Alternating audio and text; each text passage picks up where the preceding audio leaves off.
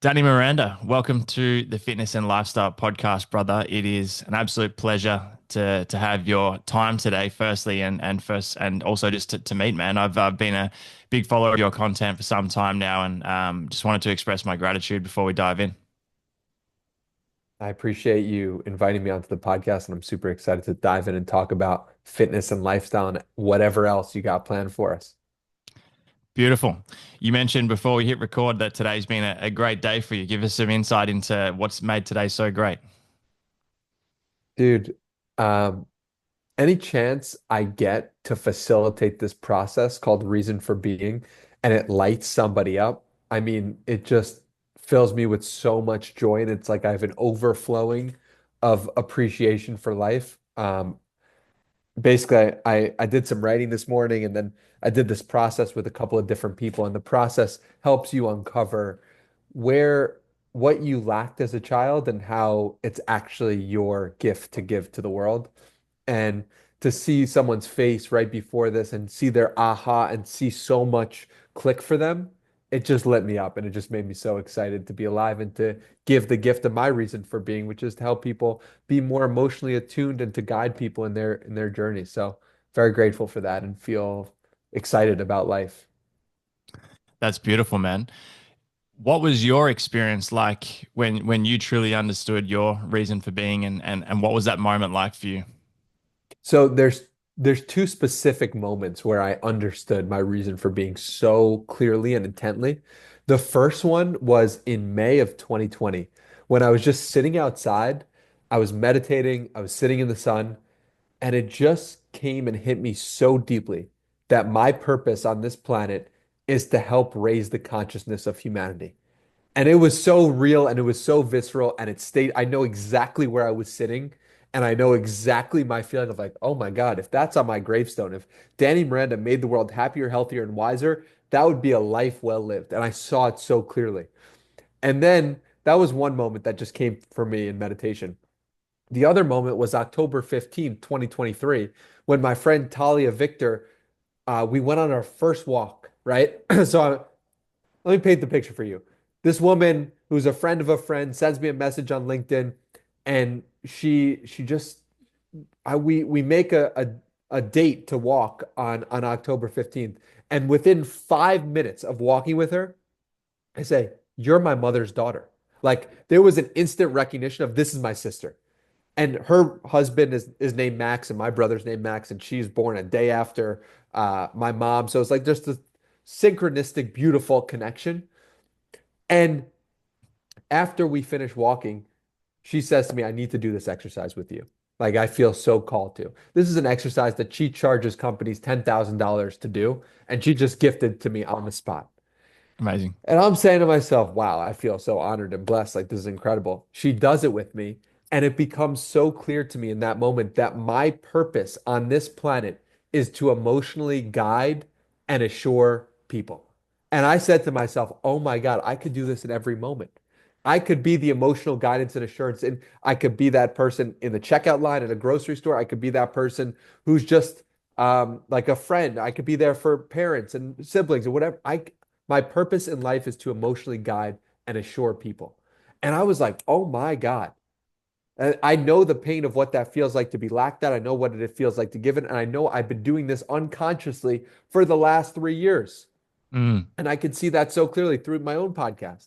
So then everything, like it was kind of like the seas parted and it gave way and rise for so much more. So those are two moments of finding my purpose that I just wish for every human being on this planet, because it feels so good to know why you're here, what you're supposed to do, and how to get there in every moment. That's beautiful, man. You mentioned raising the consciousness of humanity, and I absolutely love that. For the listeners or the viewers at the moment that don't quite understand what that entails or what that actually means, are you able to give us some insight into what that looks like? Yeah, it means helping. So my framework for this, it wasn't at the time, but it is now, is David Hawkins's map of consciousness. And if Yep. you haven't, if you're listening to this right now or watching this, and you haven't heard of David Hawkins's map of consciousness, I highly recommend you just go ahead and Google that and just infuse that into your being over the next 5 minutes, 10 minutes while you're listening to this podcast. the idea of this podcast is that there are some emotions that it's just stuck energy. And these Mm, emotions that are stuck energy include emotions like grief and shame and anger and apathy. And these aren't bad things per se, but they're just slower. Then you mm. have emotions like love and joy and peace. And those emotions are faster.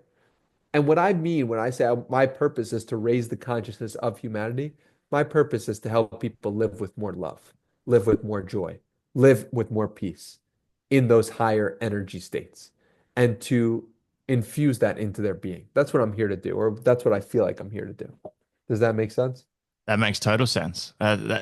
What has been outside of what you've just mentioned is then what has been some of the more transformative or informative books or audio books or podcasts that you've come across that have really allowed you to expand your consciousness? Like if I kind of answer that question first, like for me, some of the most pivotal things have been, let's say, A New Earth by Eckhart Tolle was one of the ones that was really, That's really transformative for exactly me, man. you took it from my mind. I'm going to see him tonight Incredible. That's in amazing. an hour from now. That's insane. I think that Incredible. one has been so transformative for me.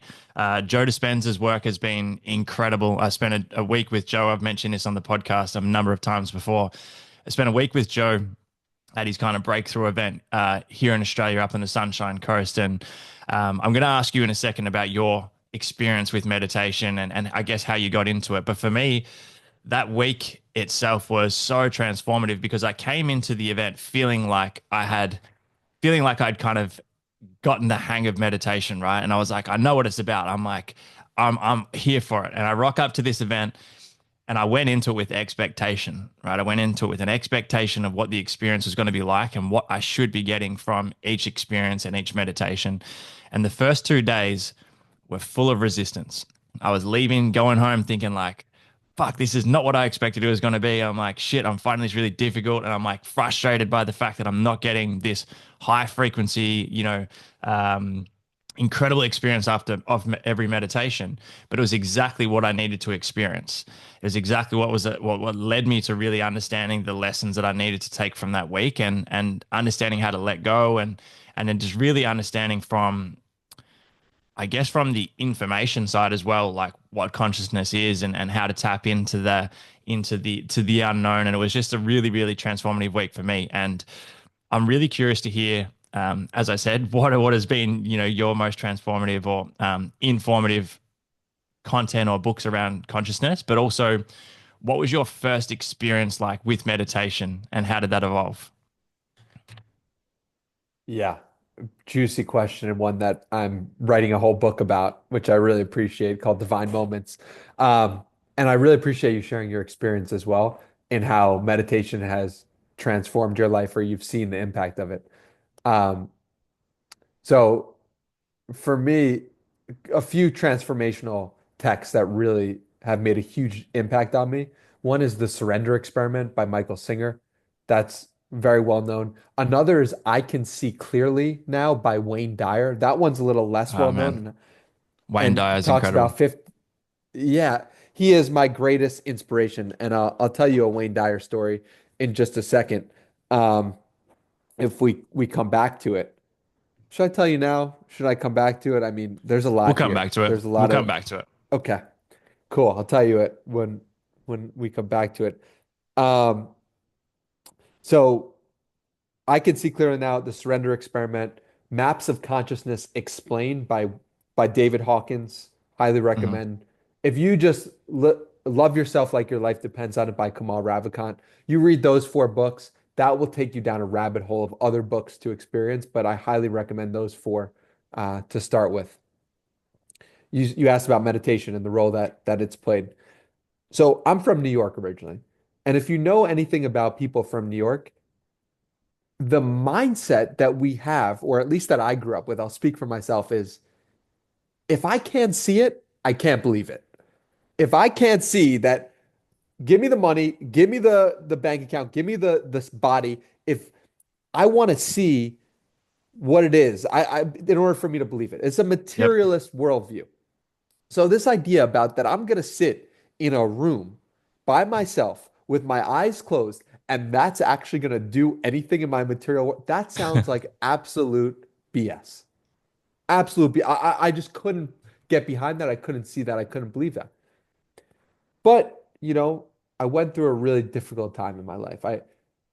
In September of 2019, I basically realized I had everything I wanted, but I didn't have what inside I really wanted, which is a feeling of being enough, a feeling of loving myself, and a feeling of enjoying every moment.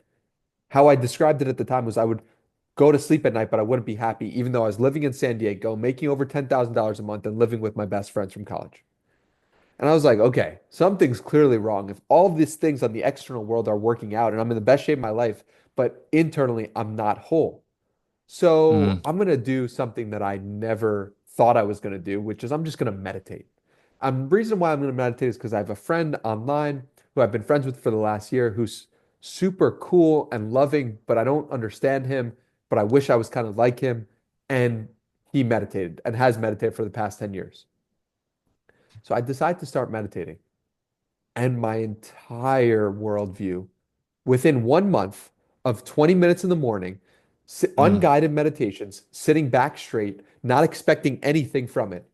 1 month, my entire life started to change in this incredible way. These synchronicities and these moments of connection would happen that I've never experienced before. The biggest one that I've shared before, but that was so raw, profound, and insightful was I was emailing these people online, and I was like, okay, I want to build courses for online creators. And I have no audience or anything at this time. I just want to build online. I want to help creators build online courses. So I emailed 100 people. Maybe five of them responded to me. One of them said, hey, let's get on the phone immediately and let's talk about it. I said, this is awesome. This guy is over 100,000 followers. If I connect with this guy, this is going to be the best situation ever. Uh, we speak about it for 30 minutes. He loves the idea. And I think, okay, that was awesome. I just connected with one of my favorite people online. Like, this was amazing. In the next week, I go to a coffee shop in La Jolla and I go to the bathroom. I come back from the bathroom. This woman is looking me directly in the eyes, probably in her 50s or 60s. And she says, hey, I don't know how exactly she started the conversation, but it was just instantly we were talking. And within 5 minutes, she was inviting me to her church. And I'd never been to church before. And I was like, okay, like whatever. And then she says to me, I really think you should come because there's this guy speaking there who you would really resonate with. The guy who she said had spoken there was the guy that was on the phone with me a week prior. And I said to myself, I mean, I was standing up when she told me the story and I was sitting down. I sat down by the time she finished her sentence because I was like, that is crazy That's that crazy. this guy is going to come out of your mouth. You're not in the demographic for the type of person.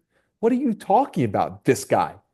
So it was pretty remarkable, and I was in awe from it. And that was the moment that I realized meditation was working because I'd worked out in the past, I had done things, but that was the sign, and that was like, keep doing this. That first experience with the thought and the emotion materializing into reality is something that you just don't forget, right? No, I couldn't forget that. Even if I tried, that is so deep in my system. And these moments have shaped my life and they've given me proof that meditation works. I come from such a rationalist, materialist background of I'll only believe it if you show me. And Mm. these moments, I call them divine moments, are proof that when you tap into the inner world, it reflects in the outer world in sometimes ways you can predict and sometimes ways you can't. I love that in its most simple form. You know, instead of seeing it to believe it, it's believing it to see it. That's right, which is the name of a Wayne Dyer book. Incredible, mate. Wayne Dyer. I think about it was around 2 years ago now. I had Gabby Bernstein on the podcast, and Gabby's books have Legend. been really pivotal for me in my journey as well. And one of the first people she brought up was Wayne Dyer, and I'd seen a bit of his work up until that point, and then I just did this deep dive onto Wayne's work afterwards. And what an incredible human being! I mean, it would have been an amazing experience to have crossed paths with him while he was still here. Um, Pretty deep question, but what has silence taught you about yourself? What is the number one thing that silence and meditation has taught you about yourself? Hmm.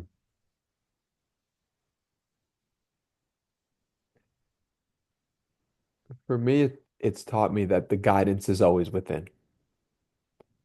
And when I get really quiet, I can hear the truth, my truth, the truth that I'm supposed to follow. That doesn't necessarily mean it's always going to give me the right answer, but Mm, it's going to give me the truth that I am supposed to follow in that moment. And so silence has given me a trust in that. And I've seen how getting really quiet has given me the answer that is the next step. It's not necessarily the thing that's going to produce the most joy in that moment. Sometimes the mm. silence produces an answer that I don't want to hear, but it is the truth that I must take in that moment if I would like to be complete, if I would like to follow the voice of God, if I would like to connect with something greater. It's giving me the roadmap. I don't have to follow it. I have a choice, but it's just giving me this is what the next step looks like in your path.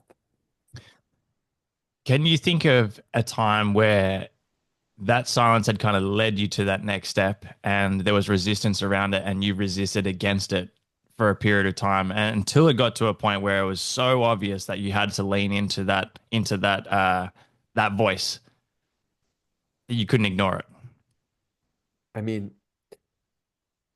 it got, you know, I've spoken about I had a girlfriend from January to May of 2024. And in this beginning of this relationship, I'm like, this is the person that I'm supposed to marry. Like this person feels so connected, so aligned, so right with me. But then this voice came up, and this voice was the truth in my meditations. And this voice was not just this fear, this like high level fear. This voice was a deep inner knowing. And it was so painful for me to listen to this voice to end this relationship. It was the last thing that I wanted to do because this is a person that I still do to this day feel so connected to. And there's a deep knowing that what I did was right and what I did was true and what I did was in alignment with my highest good in a way that I can't tell you in this moment, but that I know was the right decision for me. And it got so dark in some sense that I would meditate I meditated before podcasts, and there have been moments where I've had to cancel the podcast because when the meditation begins and I'm literally sitting down with someone in a studio and we meditate 5 minutes to start. And the voice in my head said, "You got to break up with this woman. You have to break up with this woman." Yeah. And I was like, I don't want to. I don't want to. I don't want to at all. Stop it. And it's like, I can't do this podcast because there's something that I need to do that is so profound and on my heart that I must do if I would like to proceed. I could have stayed in that relationship. I could have ignored that voice. I could have pushed it down, but it would have led to such resentment, such anger, such Mm. animosity, such fear that I couldn't do that anymore. And eventually had to make the decision to end the relationship. But that is only from listening to the voice in the deep stillness. And what was that feeling like for you after taking action on that voice with something that seemed so against what you wanted to do? What's the experience like for you after taking action on something like as big as that, as big as ending a relationship that felt so right at the beginning? Oh, for the next 6 weeks, it was pure hell. Mm, It was just like the deepest, darkest despair. This feeling of losing. It felt like the death of somebody who you are so connected to. It felt mm, like, how could I do this? What's wrong with me? But and at the same time, there's this deep inner knowing of that was the right decision. yeah. So it was both. And then it kind of, as I started to do the things that were good for me and pouring back into myself, I started to revitalize. And the feeling of like that was the right decision still holds true. But now there's a lot less felt grief, shame, and worry Mm. about the situation, and more just, okay. You made a difficult decision that was for your highest good and for this person's highest good, and that wasn't fun. And I wouldn't wish that on my enemies. I don't really have many enemies, but I wouldn't wish that on really anyone. Um, and damn, yeah, like you did that. So For someone who's listening at the moment that understands what you are saying, but at the same time they're crippled with this fear or this worry of people's opinions or how it's going to be perceived or the person on the other end of that decision. What's your advice to someone who understands what you're saying and wants to go all in with that, with listening to that voice, but is so held back by fear that they're not taking action? if you want a 5 out of 5 life, you need to say no to 4 out of 5 life. If you want I to love have a that. 5 out of 5 relationship, you need to say no to a 4 out of 5 relationship. If you want to say 5 out of 5 business, you need to say no to a 4 out of 5 business. Whatever it is that you want in this life. And I'm sure if you're listening to the fitness and lifestyle podcast, you want a 5 out of 5 life. You're Mm, listening to this right now. You want a five. I mean, you're 30 minutes right now into me talking about the deepest, darkest moments of my life and how I'm working through them. You're into me talking about the depths of my experience, how meditation impacted me. You wouldn't be interested in these topics if not for your own desire to live a 5 out of 5 life. You'd probably just be scrolling on Instagram, or you'd probably be watching a movie about some TV show about something you didn't care about. But this is what you're tuning into right now. And because you're tuning into this frequency, it tells me you want a 5 out of 5 life. And if you want a 5 out of 5 life, you have to say no to the 4 out of 5 in every facet of every facet of your life. And it helps if you can compare it to a 5 out of 5 that you've already achieved. If you have a 5 out of 5 body, you know what it took to achieve that. So the same thing is required in your romantic relationships. The same thing is required in your friendships. It requires you eating your macros and going to the gym every day in order for you to do the same thing in your romantic and your friendships and in your business. All of these require you to say no to the 4 out of 5 or 3 out of 5 or 2 out of 5 and say yes to the 5 out of 5. that's incredible. I appreciate you sharing that, man. Thank you. Yeah. Where does Danny Miranda's self belief come from? I know there's been a topic on the podcast so many times. Even last week, we recorded an episode around self doubt. And there are a lot of people out there that just really struggle to find that belief in themselves. So I'm curious as to whether that was something that you felt like you were inherently born with, or it was something that you really had to find. Both. Great. Um, Great. I was born with it in the sense I was 13 years old writing about time management and helping people live better lives on a website called Command Your Time. That's 13 years old. No one told me to do that. That is just within. That is innate. That is within me. Self-belief. And then 15, 16, 17, 17, 18, 19, 20, 21, 22, 23, 24, I lose it. I lose it because I say I'm going to go the programming that everyone else is going. I want to be normal. I want to fit in. I just want to do the same thing that everyone else is doing. I want to party. I want to hook up with girls. I want to do this. And so that self-belief that I had at 13 comes away. And then it's the process of how do I get this back that I once had? I know I was 13 years old writing about time management and helping people live better lives. How do I do that at 25? And I Mm, did. And that was the process of meditation. That was the process of learning my reason for being. That was the process of developing myself. So it was both for me. And I believe for most people it is both. Even if you feel like you never had it, I would guess that if you were 1 years old, 2 years old, 3 years old, you were walking. How did you start walking? You had to believe in yourself, or someone had to believe in you, and you took that in yourself. So yeah, I know for a lot of people it gets beat down young. For me, it probably I got beat down 16, 17, but that's mm. like a choice that I gave to the programming. I chose. I said, I'm going to take my self belief out. I didn't know that was the choice that I was making. It was an unconscious choice, but it was still a choice nonetheless. Thanks for sharing, brother. I'd love to hear your articulation for those people who aren't able to tap it. Well, everyone has the ability to, but people who are not currently tapping into the ability to be present throughout their day. Mm. I'm really interested to hear you articulate the experience of what that is actually like to be able to be truly present throughout your day, throughout each moment of the day, just on a regular day. I think often people kind of think about being present in these big moments, but the experience and the vibration that we can operate at when we are truly present throughout each moment of the day is something something else. And I think for a lot of Yeah. people, it's something that doesn't get experienced enough. And so I'm just interested to hear how you would articulate that experience of being truly present. Yeah, I appreciate the question. For me, I really felt it yesterday. Yesterday, I decided I Mm, wasn't going to do any phone, any laptop. And I could feel the moments that I was checking out. And what I mean by that, I could feel the moments where I wanted to pull out my phone. I could feel the mm, moments that I was bringing music into the experience in an unconscious way. And it was a really cool practice for me to do. And a practice that I recommend is for one day a week or one day a month, can you just go without your phone and your laptop? My guess is that we could all be completely unplugged for at least one day a week. And mm. what you might learn about yourself in that experience. I mean, I learned so much yesterday by taking this one day mini retreat. It's like I was in my home, I was in my routine, but Sunday, no phone, no laptop, and something I really want to instill more of because it's so simple and you could feel how your mind works. And let the intention be my aim is to understand my mind deeper. My aim is to understand myself deeper. So that was the experience for me. Beautiful, man. There are a lot of listeners of the Fitness and Lifestyle podcast who are business owners, who are highly high performers, right? And even coming from experience, something that one of the things that I've probably battled with the most over the years within business is now mixing and balancing these two understandings or these two different lives, right? As in, like I'm now so deep into this understanding of consciousness and personal development and I just love all this stuff. And then there's another aspect of me, particularly having grown up and being an athlete, where it's like you want something, you go out and fucking work your ass off and get it.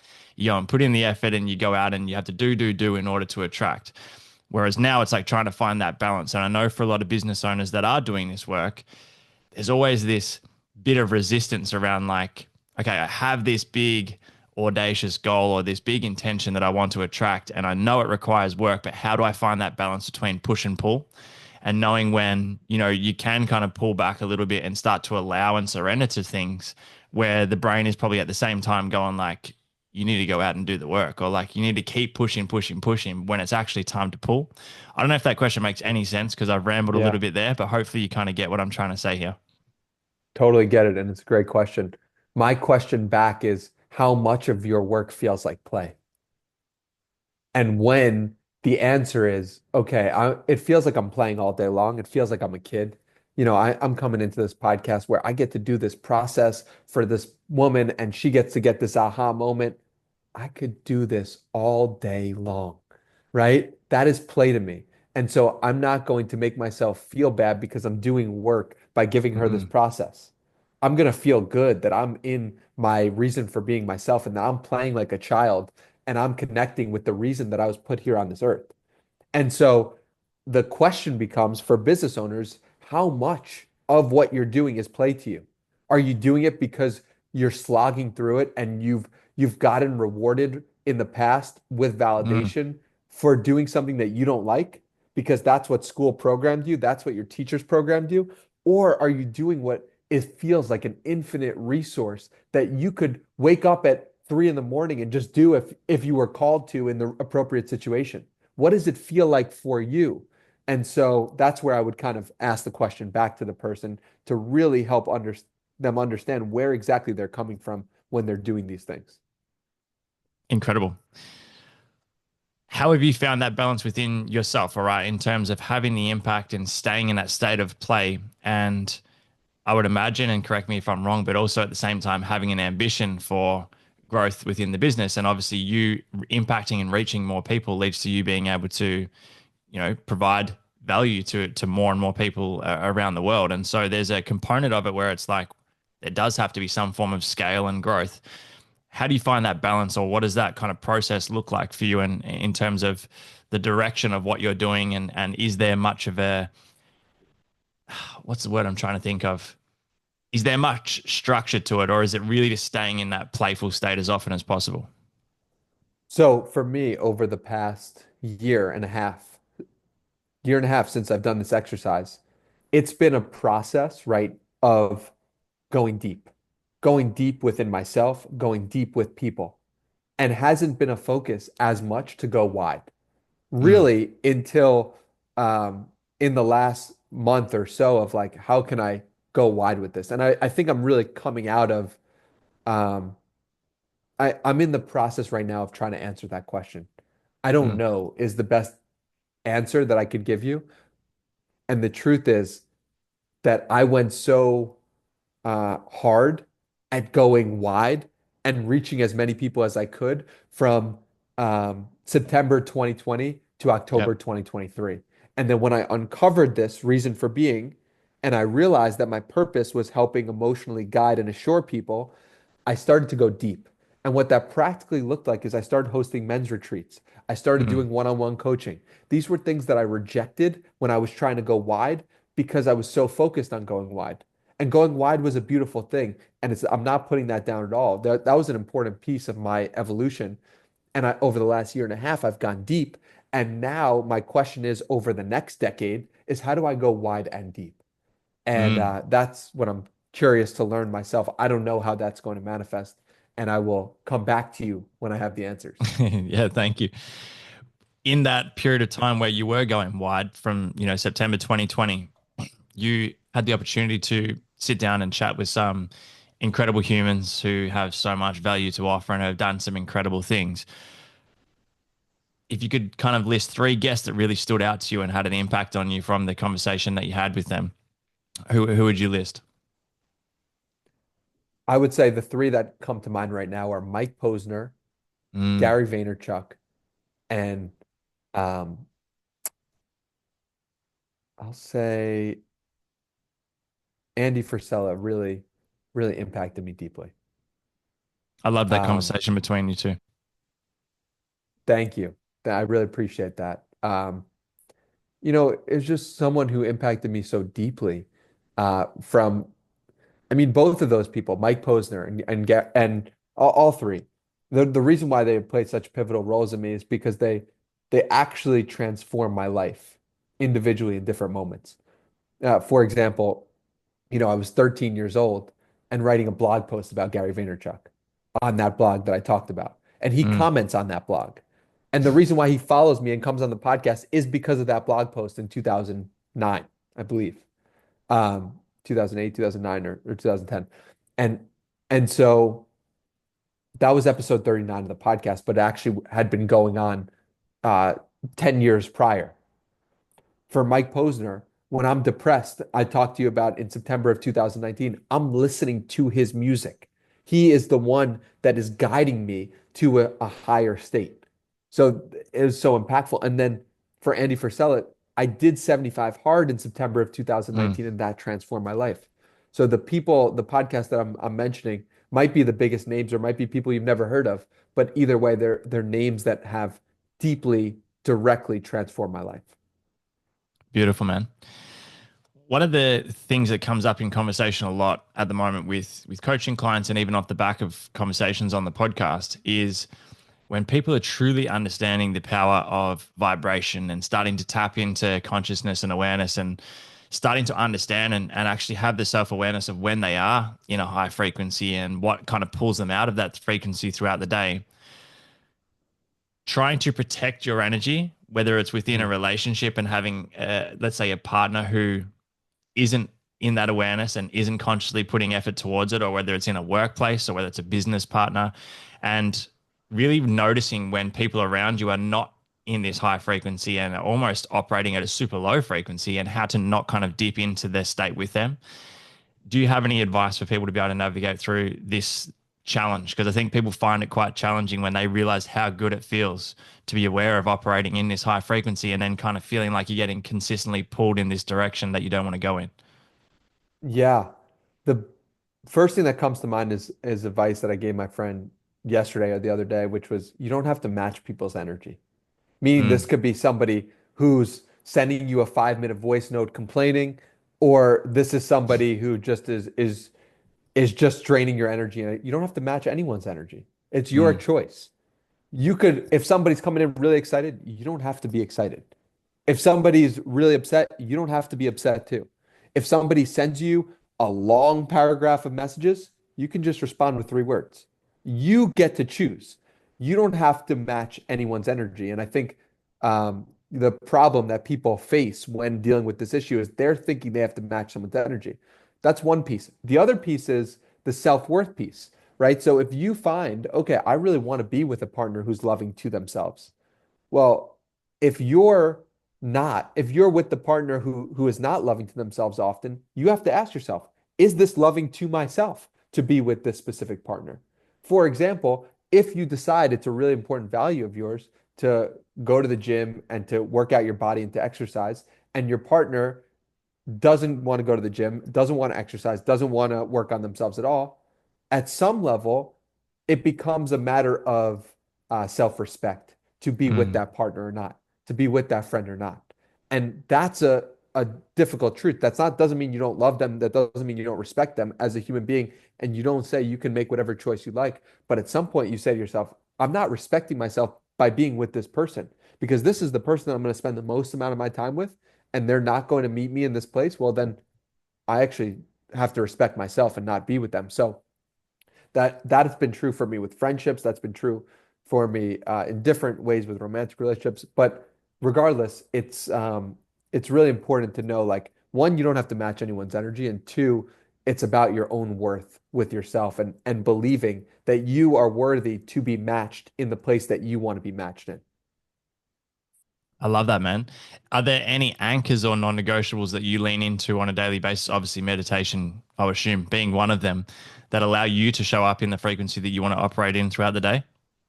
Meditation, reading, writing, and being with people that uh, emotionally can recognize my inner world as valid and vice versa. I mean, dude, Mm, I would get so drained if I'm like, I'm feeling excited and somebody couldn't acknowledge that, or somebody was like, yeah. oh, whatever. Or if I'm feeling down and somebody was like, whatever. To me, that would drain me like no other. And it's a non-negotiable for me to surround myself with people who can also see that and also be open and honest with their own inner worlds as well. So that those are non-negotiables for me. I mean, I also love running and and I do push-ups here. So like 30 minutes of exercise a day, as Yeah. well as um yeah, that's those are some things.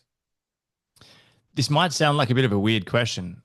We'll soon find out. Obviously, I'm just projecting that. But is there a specific type of resistance or problem, or let's just say a person in general, that you kind of really get excited to work with when you kind of see someone in a certain position and you're like, I can have the most transformational change on your life based off knowing exactly where you're at the moment and how we are going to get you out of this state? Yes. I love working with people who understand the spiritual truths but are not living in them. Mm, People who recognize, I don't have to explain the map of consciousness to them in the sense of they understand it. They're with me on that. They know it's real and they know it's true.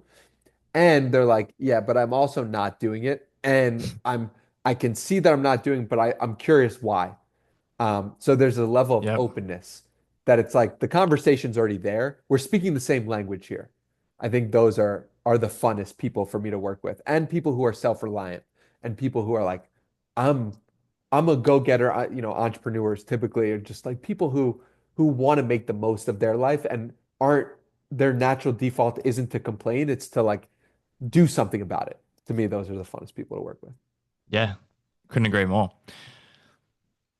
What are your journaling process? We talk about journaling a lot on the podcast and the power of intention. Yes. I'm curious to hear like what your journaling process is like, if that's something that you're doing daily. Obviously, I know that you love to write, so I'm just Yes. curious to hear what that looks like for you.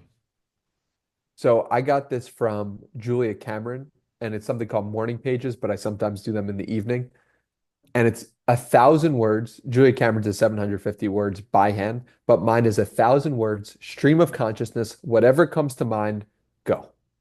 And for me, it's so interesting that it's just paying attention to my inner world. That's what it is for me. And it's externalizing my inner world. So it could be like, okay, it's sunny out today, or I don't know what to write, and this happened, and I'm excited about this new development, or whatever. So it's just 1,000 words of that, and I just from the jump, I just write, and typically it's 30 minutes. Sounds like you were interested in writing from quite early on. Is that something that was you picked up from your environment or people around you? Like, what really led to you loving writing so much? So I think it's genuinely just something intrinsic in me. Um, I think my parents are both lawyers, so they are verbal and communication is really important, but neither one of them talked to me about the importance of writing or that writing was so important to them. It's just in me. It is the best way to put it. Me and writing, there's no difference. Like it's just in me. And I was starting a blog, when I was 11 or 12 years old for the Little League baseball team that I was on. It's just, I created a newspaper called the Sunny Times when I was 7 to help show the bright side of life in the news. So I don't know. It's just in me. It's the best way to put it. Appreciate it, man. Appreciate the answer. I want to be very mindful of your time. I have one more question for you here, Danny. What's your biggest vulnerability at the moment, and is it something that you're actively putting a spotlight on and trying to work on for yourself? Yeah, two things are my biggest vulnerabilities right now, and that is money and women. Um, and those are areas of my life that I feel like in a deep way I've always struggled with and succeeded at both. Like I've done both with those two areas. Um, I've had deep, intimate relationships.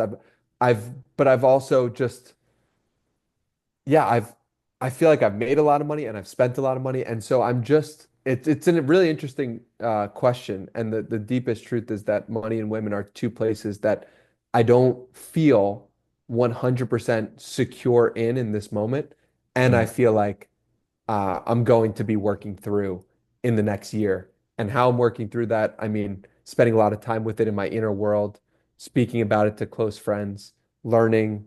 I'm reading this book, like You're a Badass at Making Money or something like that by this woman, Jen Sincero. I don't know if you've heard of this, but yeah, just understanding that in a deeper way and understanding previous relationships. Um, yeah, those are the two places I struggle with the most. Incredible, man. I've got a few resources that I found really helpful from the money side of things in particular. That's definitely been like a limiting belief or area of vulnerability for me over the last 5 to 10 years, and something that I feel like has progressed quite a lot. So I'll send you through off air, obviously, a few different resources that I found helpful, and hopefully they're of value to you. Amazing. Thank you so much. I'd be open to any resources. Danny, man, I really appreciate your time. I feel like I end up saying this to a lot of guests, and it's just because the guests that we have on this show are all people that I just genuinely really enjoy speaking with. But I could sit here and talk to you all day, man. And we mentioned before we hit record that hopefully we'll be back over in the States at some stage this year, and would love to connect with you in person, brother. But I just want to express my gratitude for your time and obviously all the value and the content you put out there. It's obviously super inspiring and impacting so many people. And I'm really looking forward to staying connected, man. And again, just thank you for joining the Fitness and Lifestyle podcast. It's been an awesome conversation. And I think we'll definitely have to do round two.